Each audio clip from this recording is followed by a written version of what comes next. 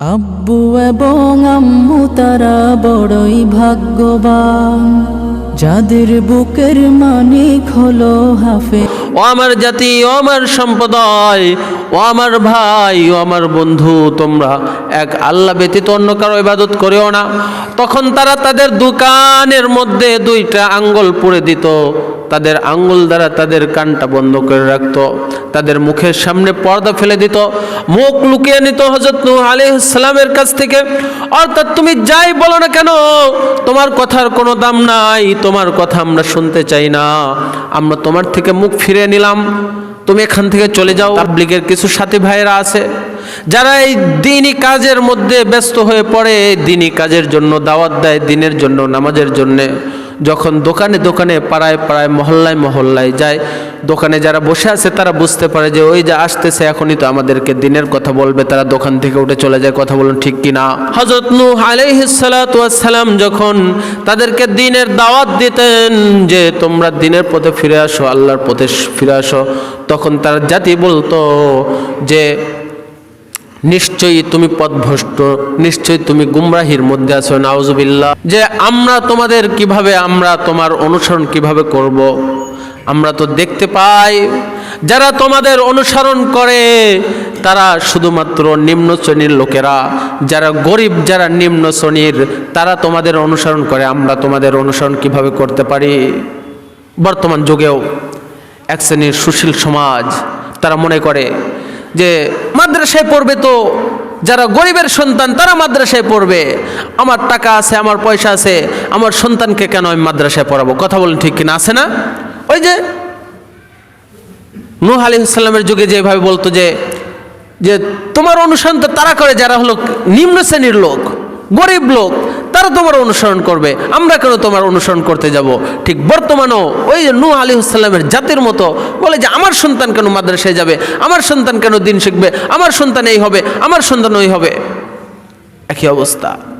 আল্লাহ রাব্বুল আলামিনের দেওয়া অগণিত নিয়ামত রাজির মধ্য থেকে আমাদের মধ্যে একটি অন্যতম নিয়ামত হলো সময়।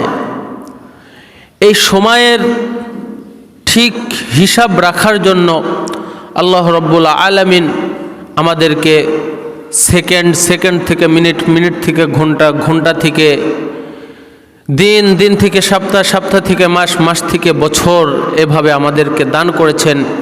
এটা মহান রবের পক্ষ থেকে আমাদের জন্য একটি নিয়ামত।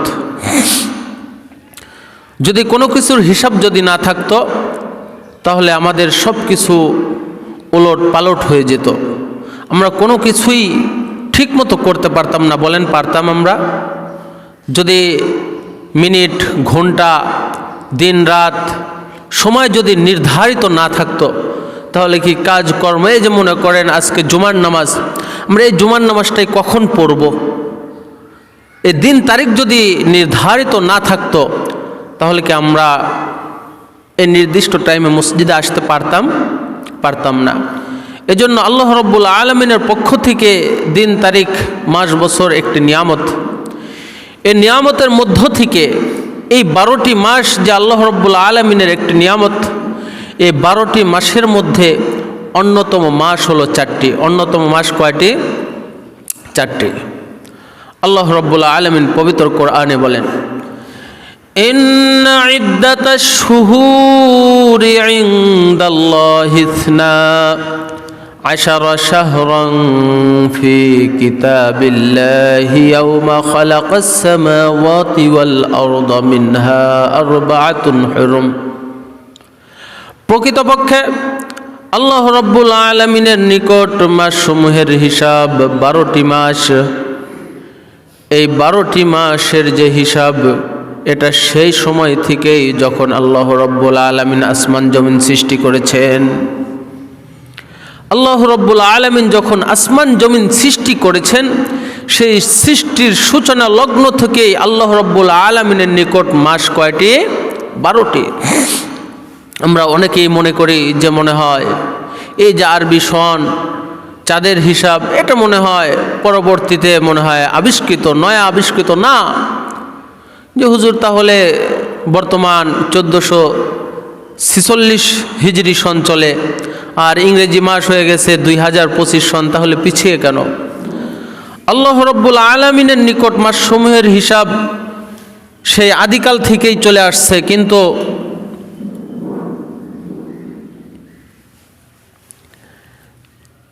এটা নতুন করে সব হিসাব রদবদল হয়ে গিয়েছিল। যুগে যুগে নবী রাসূল এসেছেন, আসার পরে যখন তারা চলে গিয়েছেন, উম্মতেরা গোমরাহ হয়ে গিয়েছে, তারা এই মাসসমূহের হিসাবকে তারা গরমিল করে ফেলতো।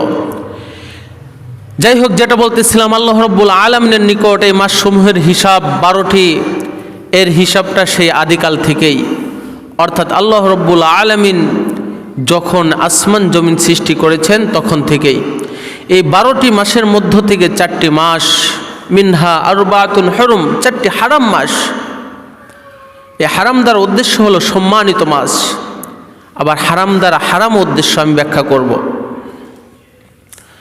সেই 4টি মাস কি? আল্লাহ রসুল সাল্লাল্লাহু আলাইহি ওয়াসাল্লাম বলেন, এই 4টি মাসের মধ্য থেকে 3টি হলো লাগাতার ধারাবাহিকভাবে, আর একটি হলো রজব মাস। সে লাগাতার ধারাবাহিকভাবে জিলহজ, জিলকদ, জিলহজ, মুহররম, আর হলো এই রজব। জিলকদ, জিলহজ, মুহররম আর রজব, এই 4টি মাস হলো সম্মানিত মাস। এই 4টি সম্মানিত মাসের মধ্য থেকে আবার অন্যতম হলো রজব মাস। এজন্য আল্লাহ রসুল সাল্লাল্লাহু আলাইহি ওয়াসাল্লাম যখনই রজব মাস চলে আসতো, আল্লাহ রসুল সাল্লাল্লাহু আলাইহি ওয়াসাল্লাম হাদিসের মধ্যে বলেন, ইযা দাখালা রজবা ক্বালা আল্লাহুম্মা বারিক লানা ফি রজবা ওয়া শাবান ওয়া বাল্লিগনা রমাদান। যখনই রজব মাস আসতো, রজব মাসে উপনীত হতো, আল্লাহ রসুল সাল্লাল্লাহু আলাইহি ওয়াসাল্লাম বেশি বেশি করে পড়তেন, আল্লাহুম্মা বারিক লানা ফি রজবা ওয়া শাবান ওয়া বাল্লিগনা রমাদান। আমার সাথে পড়েন তো সবাই, আল্লাহুম্মা বারিক লানা ফি রজবা ওয়া শাবান ওয়া বাল্লিগনা রমাদান। সবাই শিখবেন, বেশি বেশি করে পাঠ করবেন। রজব মাস, শাবান মাস জুড়ে বেশি বেশি করে পড়বেন। অর্থ কি? যে হে আল্লাহ, আমাকে রজব এবং শাবান মাসে বরকত দান করুন, আর রমজান মাসে আমাদেরকে পৌঁছে দিন। তার মানে হলো, রজব এবং শাবান মাসে আমার হায়াতের মধ্যে বরকত দান করেন, আমার জীবিকার মধ্যে বরকত দান করেন, যাতে করে আমি সব কিছু বাদ রেখে আমার ব্যবসা বাণিজ্য এর মধ্যে এত বরকত দান করেন, যাতে করে আমার রমজান মাসে গিয়ে আর আমার কোনো ব্যবসা বাণিজ্য করতে না হয়। রমজান মাস যাতে করে আমি শুধুমাত্র আমার প্রভুকেই ডাকতে পারি, আমার প্রভুর প্রেমে যেন সদা সর্বদা মগ্ন থাকতে পারি, এজন্য আমাকে এই রজব এবং শাবান মাসের মধ্যে কি দান করেন? বরকত দান করেন। কারণ রমজান মাস এটা বিজনেসের মাস। এই বিজনেসটা কিসের বিজনেস? আখিরাতের জন্য আমাদের বিজনেস। কিন্তু আমরা তো বাঙালিরা কি করি, যে সারা বছর তো চুরি করছি তো করছি, রমজান মাস আসলে আমার চুরির মাত্রা আরও বেড়ে যায়। কথা বলুন ঠিক কিনা? রমজান মাস আসলে সবাই বলে, হুজুর এটা একটু ব্যবসার মাস, এটা তো ব্যবসা করবই। অন্য অন্য রাষ্ট্রের রমজান মাস আসলে কি করে, সরকারের পক্ষ থেকে এমনকি ব্যবসায়ীদের পক্ষ থেকে সব জিনিসের দাম কমায় দেয়।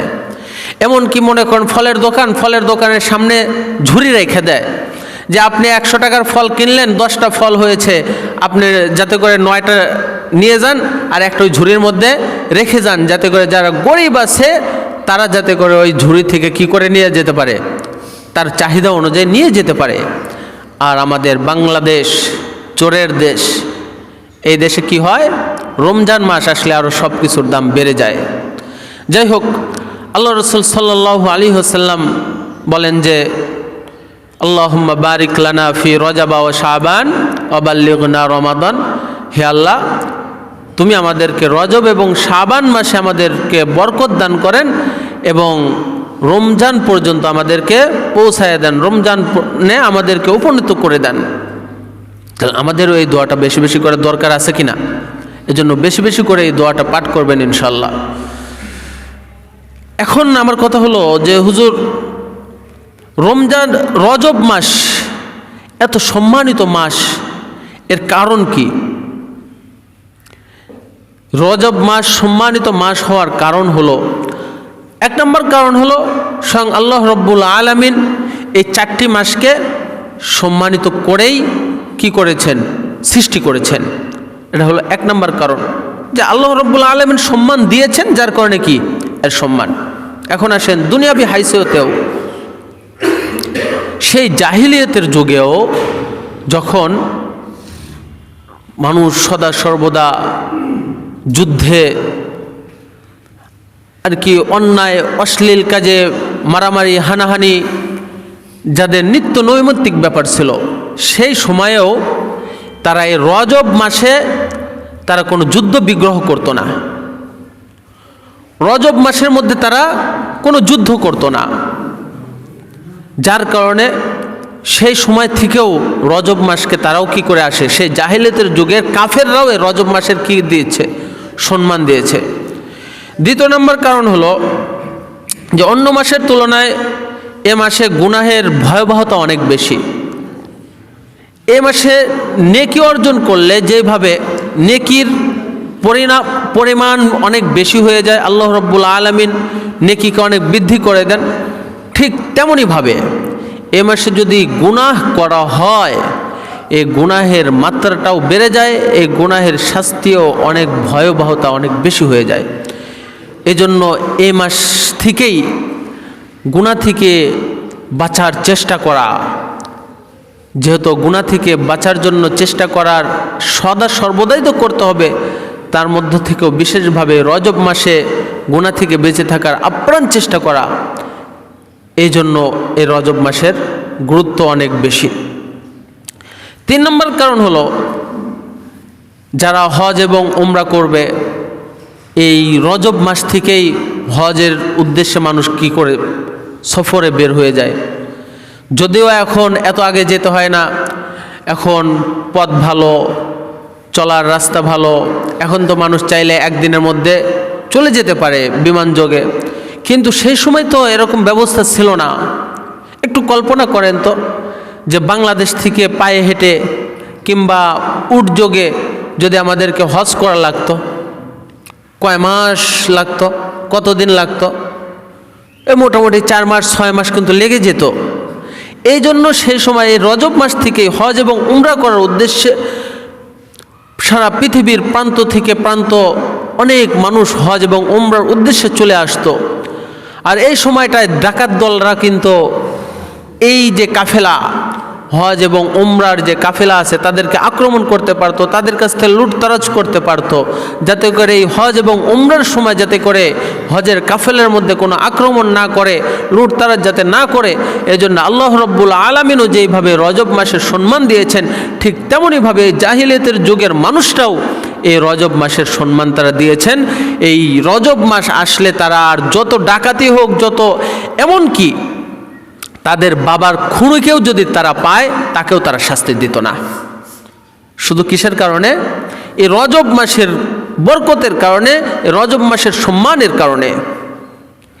তাহলে সেই যুগের জাহিলিয়াতের যুগেও যদি তারা এই রজব মাসের যদি সম্মান দিয়ে আসে, তাহলে বর্তমান তো আল্লাহ রাব্বুল আলামিন আমাদেরকে এত সুন্দর একটি ধর্ম দান করেছেন, ইসলাম ধর্ম। এই ইসলাম ধর্মে এসে আমাদের এই রজব মাসের সম্মান করা দরকার আছে কি নাই? আছে। এখন আসেন, যারা এই রজব মাসের সম্মান করবে তাদের কি পরিণত হবে? তারা কি নৈকট্য লাভ করবে? আর যারা এই রজব মাসের সম্মান করবে না, বরং এর খেলাফ হয়ে চলবে, তাদের কি ভয়াবহতা। হযরত নূহ আলাইহিস সালাতু ওয়াস সালাম, আপনারা সকলেই সেই নবীর নাম শুনেছেন। প্রায় 950 বৎসর তিনি তার উম্মতদেরকে, তার কওমের লোকদেরকে আল্লাহর পথে, দ্বীনের পথে দাওয়াত দিয়েছেন। কিন্তু হতভাগা, তারা খুবই বড় হতভাগা একটি জাতি ছিল। অল্প কিছু সংখ্যক লোক ব্যতীত তারা কেউই কিন্তু হযরত নূহ আলাইহিস সালামের দাওয়াত কবুল করে নাই। তো হযরত নূহ আলাইহিস সালাম যখন তাদেরকে দাওয়াত দিতেন তারা কি প্রতি উত্তর দিত? কোরআনের পাতায় পাতায় পৃষ্ঠায় পৃষ্ঠায় সেই বর্ণনাগুলো আল্লাহ রাব্বুল আলামিন তুলে ধরেছেন যে নূহ আলাইহিস সালামের জাতি নূহ আলাইহিস সালামের সাথে কিরকম আচরণ করেছে। আল্লাহ রাব্বুল আলামিন বলেন, ইয়া কওমি ইবুদুল্লাহা মা লাকুম মিন ইলাহিন গায়রু। নূহ আলাইহিস সালাম তার কওমকে বলল, হে আমার সম্প্রদায়, উবুদুল্লাহ মা লাকুম মিন ইলাহিন গায়রু, যে তোমরা এক আল্লাহ তাআলার ইবাদত করো, অন্য কোনো উপাস্যের তোমরা ইবাদত করিও না। এর প্রতি উত্তরে তার জাতিরা উত্তর দিল, জাআলু আসাবিআহুম ফি আযানিহিম ওয়াস্তাগশাউ থিয়াবাহুম। যখন হযরত নূহ আলাইহিস সালাম তার জাতিকে বলতো, ইয়া কওমি ইবুদুল্লাহা মা লাকুম মিন ইলাহিন গায়রু, ও আমার জাতি, ও আমার সম্প্রদায়, ও আমার ভাই, ও আমার বন্ধু, তোমরা এক আল্লাহ ব্যতীত অন্য কারো ইবাদত করিও না। তখন তারা তাদের দোকানের মধ্যে দুইটা আঙ্গুল পুড়ে দিত, তাদের আঙ্গুল দ্বারা তাদের কানটা বন্ধ করে রাখত, তাদের মুখের সামনে পর্দা ফেলে দিত, মুখ লুকিয়ে নিত হযরত নূহ আলাইহিস সালামের কাছ থেকে। অর্থাৎ তুমি যাই বলো না কেন, তোমার কথার কোনো দাম নাই, তোমার কথা আমরা শুনতে চাই না, আমরা তোমার থেকে মুখ ফিরিয়ে নিলাম, তুমি এখান থেকে চলে যাও। ঠিক বর্তমান যুগেও একদল মানুষ আছে, যখন দিনের অনেক দায়ীরা আছে, বিশেষ করে তাবলীগের কিছু সাথী ভাইরা আছে, যারা এই দিনই কাজের মধ্যে ব্যস্ত হয়ে পড়ে, দিনই কাজের জন্য দাওয়াত দেয়, দিনের জন্য, নামাজের জন্যে। যখন দোকানে দোকানে পাড়ায় পাড়ায় মহল্লায় মহল্লায় যায়, দোকানে যারা বসে আছে তারা বুঝতে পারে যে ওই যে আসতেছে, এখনই তো আমাদেরকে দিনের কথা বলবে, তারা দোকান থেকে উঠে চলে যায়। কথা বলুন ঠিক কি না? যে আমাকে নামাজের কথা বলার কি দরকার, আমার নামাজ আমি পড়লে পড়বো, না পড়লে না পড়বো। ওই যে নূহ আলাইহিস সালামের জাতির মতোই, যে জাআলু আসাবিআহুম ফি আযানিহিম, যে তাদের আঙ্গুলের মধ্যে, তাদের কানের মধ্যে তাদের আঙ্গুলটা ঢুকিয়ে দিত, যাতে করে নূহ আলাইহিস সালামের কথা না শোনে। বর্তমানেও কিছু লোক আছে, সে নূহের জাতির মতো, তারা ইসলামের কথা শুনতে চায় না, যেখানে ইসলামের কথা হয় সেখান থেকে তারা উঠে চলে যায়। কথা বলুন ঠিক কিনা? এজন্য ভাইয়েরা আমার, কি পরিণতি না হবে। শুধু তাই নয়, হযরত নূহ আলাইহিস সালামকে তারা গোমরা পথভ্রষ্ট বলতেও তারা বাদ দেয় নাই। ক্বালাল মালাউ মিন কওমিহি ইন্না লানারাকা ফি দালালিম মুবিন। হযরত নূহ আলাইহিস সালাম যখন তাদেরকে দ্বীনের দাওয়াত দিতেন, যে তোমরা দ্বীনের পথে ফিরে আসো, আল্লাহর পথে ফিরে আসো, তখন তার জাতি বলতো যে নিশ্চয়ই তুমি পথভ্রষ্ট, নিশ্চয়ই তুমি গুমরাহির মধ্যে আছো। নাউজুবিল্লাহ। একজন নবীকে তারা কি বলতো? যে নিশ্চয়ই তুমি পথভ্রষ্ট, তুমি গুমরাহির মধ্যে আছো। ঠিক বর্তমান যুগেও কিন্তু অনেক সুশীল সমাজের নিজেকে যারা অনেক পণ্ডিত মনে করে, অনেক শিক্ষিত মনে করে, অনেক জ্ঞানী মনে করে, তারা মনে করে এই সে একজন মসজিদের ইমাম, এই মোল্লারা কি বোঝে, তারা তো কিছুই বোঝে না। তারা মনে হয় শুধু ওই দিনের ব্যাপারে, নামাজের ব্যাপারে ছাড়া আর তাদের দুনিয়ার কোনো নলেজ তাদের মধ্যে নাই। আছে কি না আছে তোমরা কি বুঝবা? তুমি দুনিয়াবি বুঝ নিয়ে তুমি কি করতে পারবা? তোমার কয়দিনের বাহাদুরি? ওই যে নূহ আলাইহিস সালামের জাতির মতো, যে বর্তমান সুশীল সমাজেরও কিছু মানুষ মনে করে যে এই মোল্লাদেরকে দ্বারা কোনো কিছুই সম্ভব না, মোল্লারা ভ্রষ্ট, পথভ্রষ্ট, গোমরা, এরা পারেই খালি মানুষের বাইত খাইতে। এরকম বলে কি বলে না বলেন? ঠিক নূহ আলাইহিস সালামের জাতি যেভাবে বলেছে। শুধু তাই নয়, আমা নারাকা ইত্তাবা'কা ইল্লাল্লাযীনা হুম আরাযিলুনা। তারা বলতো যে আমরা তোমাদের কিভাবে, আমরা তোমার অনুসরণ কিভাবে করব? আমরা তো দেখতে পাই যারা তোমাদের অনুসরণ করে তারা শুধুমাত্র নিম্ন শ্রেণীর লোকেরা, যারা গরিব, যারা নিম্ন শ্রেণীর, তারা তোমাদের অনুসরণ করে। আমরা তোমাদের অনুসরণ কিভাবে করতে পারি? বর্তমান যুগেও এক শ্রেণীর সুশীল সমাজ তারা মনে করে যে মাদ্রাসায় পড়বে তো যারা গরিবের সন্তান তারা মাদ্রাসায় পড়বে, আমার টাকা আছে, আমার পয়সা আছে, আমার সন্তানকে কেন আমি মাদ্রাসায় পড়াবো? কথা বলেন ঠিক কিনা? আছে না? ওই যে নূহ আলাইহিস সালামের যুগে যেভাবে বলতো যে তোমার অনুসরণ তো তারা করে যারা হলো নিম্ন শ্রেণীর লোক, গরিব লোক, তারা তোমার অনুসরণ করবে, আমরা কেন তোমার অনুসরণ করতে যাব? ঠিক বর্তমানেও ওই যে নূহ আলাইহিস সালামের জাতির মতো বলে যে আমার সন্তান কেন মাদ্রাসায় যাবে, আমার সন্তান কেন দিন শিখবে, আমার সন্তান এই হবে, আমার সন্তান ওই হবে। একই অবস্থা। শুধু তাই নয়, আল্লাহ রাব্বুল আলামিন বলেন কাযযাবাত ক্বাবলাহুম কওমু নূহিন ফাকাযযাবু আবদান ওয়া ক্বালু মাজনুন। তারা হযরত নূহ আলাইহিস সালাম যখন তাদেরকে দিনের জন্য দাওয়াত দিয়েছে, তাকে পাগল, উন্মাদ বলে গালি দিয়েছে। ঠিক আমাদের পানের চেয়ে প্রিয় নবী জনাবে মুহাম্মদুর রাসূলুল্লাহ সাল্লাল্লাহু আলাইহি ওয়াসাল্লাম যখন হজের মৌসুমে যখন মানুষদেরকে ইসলামের পথে দাওয়াত দিয়েছে, তাকে পাগল বলে কিন্তু আখ্যায়িত করা হয়েছে। আমরা যদি এখন ইসলামের কথা বলি, দ্বীনের কথা বলি, কোরআনের কথা বলি, মনে করে যে মনে হয় হুজুর পাগল হয়ে গেছে, এরকম বলে না অনেকেই। হুজুর যদি পাগল না হয়, হুজুর কেন রাজনৈতিক কথা বলবে? হুজুর শুধু নামাজ পড়াবে, নামাজের কথা বলবে, রোজার কথা বলবে। ঠিক সেই যুগের মতোই। যাই হোক, মহাপ্লাবন হযরত নূহ আলাইহিস সালামের জামানায় কিন্তু একটি মহাপ্লাবন হয়েছিল, জানেন না? অনেকেই জানেন। এই মহাপ্লাবন যে হয়েছিল, এই মহাপ্লাবন থেকে মুক্তি পেয়েছিল কিন্তু রজব মাসেই, এবং মহাপ্লাবনটা শুরু হয়েছিল কিন্তু এই রজব মাসের 1 তারিখে। কেন? এই যে যখন নূহ আলাইহিস সালামের জাতিরা হযরত নূহ আলাইহিস সালামের সাথে এরকম আচরণ করা শুরু করে দিল, সে পাগল, সে উম্মাদ, সে পথভ্রষ্ট, আমরা কেন তোমার অনুসরণ করব? তোমার অনুসরণ তো করবে নিম্ন শ্রেণীর, নিম্নবিত্তর মানুষেরা। তখন আল্লাহ রাব্বুল আলামিন হযরত নূহ আলাইহিস সালাতু ওয়াস সালামকে বললেন, হে নূহ, তুমি একটি জাহাজ তৈরি করো। কয় না নূহ আলাইহিস সালামের কাস্তি বা কিস্তি, কিস্তি মানে নৌকা। আসলে শব্দটা কিস্তি না, কাস্তি, এটা ফার্সি শব্দ, কিন্তু বহুল প্রচলিত কিস্তি এটা ব্যবহার হয়।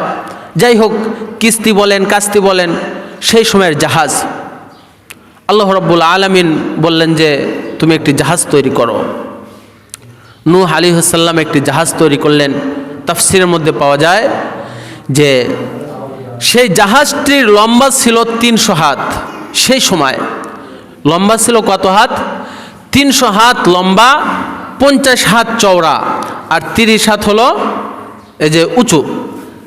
হযরত নূহ আলাইহিস সালাতু ওয়াস সালাম যখন এত বিশাল জাহাজ তৈরি করলেন, যারা নূহ আলাইহিস সালামকে গালিগালাজ করত, অর্থাৎ যারা নূহ আলাইহিস সালামের অবাধ্য ছিল, তারা তখন আরও হাসতে লাগলো, লাঞ্ছনা করতে লাগলো যে এতদিন তো আমরা নূহকে পাগল বলেছি, আমরা তো শুধু মুখে মুখে বলেছি যে নূহ পাগল হয়ে গিয়েছে, এখন তো আমরা স্বচক্ষে দেখতে পাই যে নূহ কি হয়ে গেছে, পাগল হয়ে গেছে।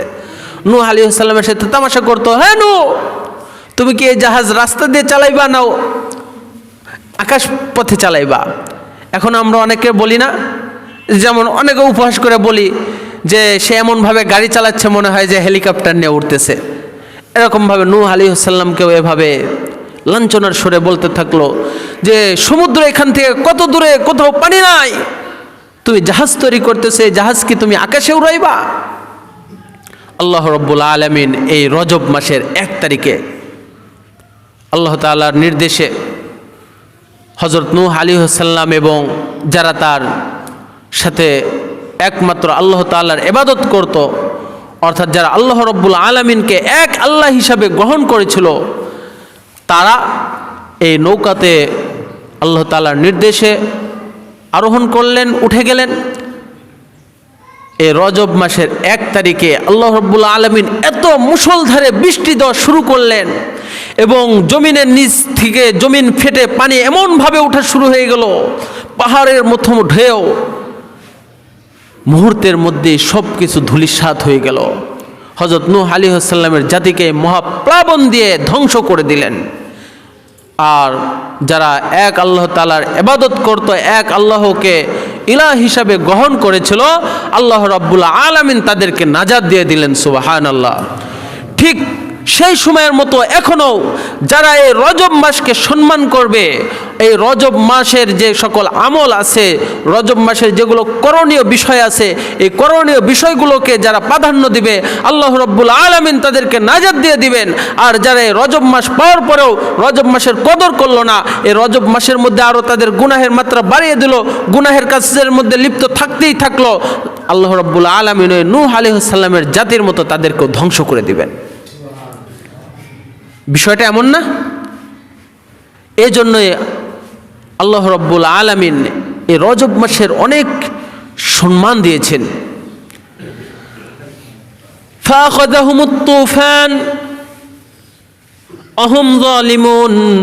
আল্লাহ রাব্বুল আলামিন বলেন, এই রজব মাসের মধ্যে এমন তুফান দিল, এমন মহাপ্লাবন দিল যে তাদেরকে গ্রাস করে ফেললো, যে মহাপ্লাবন তাদেরকে ধ্বংস করে ফেললো। এর একমাত্র কারণ হলো আহুম জালিমুন, তারা ছিল জালিম। শুধু নূহ আলাইহিস সালামের ঘটনাই না, আল্লাহ রাসূল সাল্লাল্লাহু আলাইহি ওয়াসাল্লামের জীবনে সবচেয়ে আশ্চর্যজনক দুইটি সফর ছিল, দুইটি ভ্রমণ ছিল।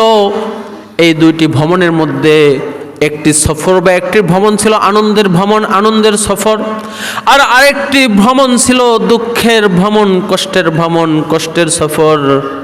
আনন্দের ভ্রমণটা ছিল এই রজব মাসেই আল্লাহ রাব্বুল আলামিন আমাদের প্রাণের চেয়ে প্রিয় নবী জনাবে মুহাম্মদুর রাসূলুল্লাহ সাল্লাল্লাহু আলাইহি ওয়াসাল্লামকে এই দুনিয়া থেকে আরশে মহল্লায় আল্লাহ রাব্বুল আলামিনের সাথে সাক্ষাৎ গ্রহণ করেছিলেন।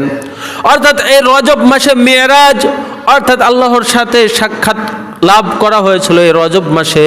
এটা ছিল আনন্দের ভ্রমণ। আর এই আনন্দের ভ্রমণের সাথে ছিল হযরত জিবরাইল আলাইহিস সালাম। কে ছিল? জিবরাইল আলাইহিস সালাতু ওয়াস সালাম। তিনি কিসের তৈরি? নূরের তৈরি। আর আল্লাহ রাসূল সাল্লাল্লাহু আলাইহি ওয়াসাল্লামের কষ্টের ভ্রমণ ছিল মক্কা থেকে যখন হিজরত করে মদিনায় চলে যায়। কথা বলেন ঠিক কিনা? এর চাইতে কষ্টের আর কোনো সফর ছিল না আল্লাহ রসুলের জামানায়।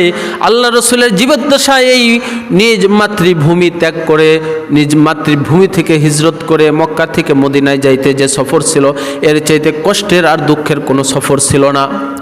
এই সফরের মধ্যে সঙ্গী ছিলেন হযরত সিদ্দিক আকবর আবু বকর সিদ্দিক রাদিয়াল্লাহু তাআলা আনহু। তিনি ছিলেন মাটির তৈরি। হযরত জিবরাইল আলাইহিস সালাতু ওয়াস সালাম যখন মিরাজের ঘটনায় সিদরাতুল মুনতাহা নামক জায়গায় যখন গেলেন, তিনি আল্লাহ রসুল সাল্লাল্লাহু আলাইহি ওয়াসাল্লামের সঙ্গ ছেড়ে দিলেন। বললেন, ইয়া রাসূলুল্লাহ, ইয়া হাবিবাল্লাহ, আমার স্টেশনে এই পর্যন্তই, আমি আর আপনার সাথে যাইতে পারবো না। আমি যদি আমার ডানাতে আর একটাও যদি বাড়ি মারি, আর একটাও যদি ঝাপটা মারি, তাহলে আমি পুরে সারখার হয়ে যাব, আমি নিঃশেষ হয়ে যাব।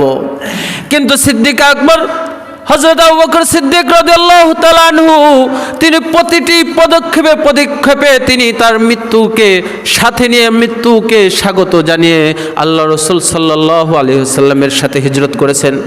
কোন সময় যেন কাফেররা চিনে ফেলে, কাফেররা ধরে ফেলে, আর কাফেররা চিনা মাত্রই, ধরা মাত্রই হত্যা করে ফেলবে। কথা বলেন ঠিক কিনা? কিন্তু সিদ্দিক আকবর হযরত আবু বকর সিদ্দিক রাদিয়াল্লাহু তাআলা আনহু মাটির তৈরি, তিনি কিন্তু আল্লাহ রাসূল সাল্লাল্লাহু আলাইহি ওয়াসাল্লামের সঙ্গ ছাড়েন নাই, কিন্তু জিবরাইল আলাইহিস সালাম কিন্তু সঙ্গ ছেড়ে দিয়েছেন।